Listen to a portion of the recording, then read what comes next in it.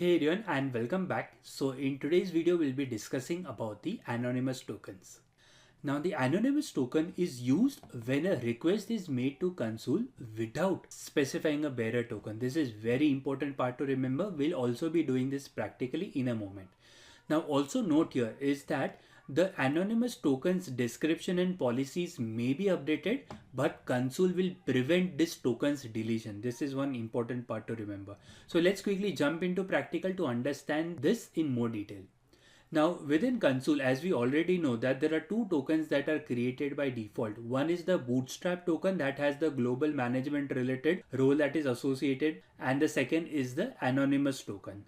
Now as we are discussing that you can go ahead and update various things like tokens description policies, but you will not be able to delete it. So for example, let's take a custom policy that we had created earlier. If I go ahead and try to delete it, you have this option for delete.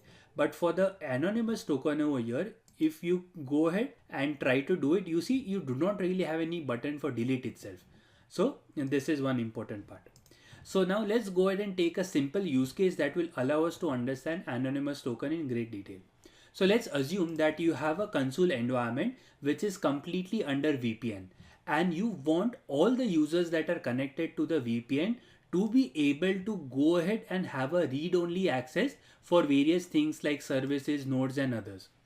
Now, one approach in this case is you go ahead and create a token for all the users and allow them to first log in with that token and then get access. Second approach is you go ahead and give an anonymous token policy. So what happens is within the anonymous token, you go ahead and give a read-only access for various things like services, nodes and others. And if the user is not specifying any token, an anonymous token related policy will be issued here.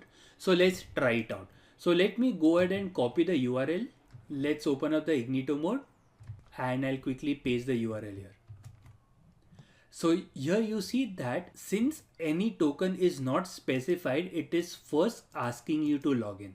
So based on our use case, what we want is any user who visits this Consul page, which is only accessible over the VPN, should be able to see the contents at a read-only mode for various things like services, nodes and others without having to specifically authenticate.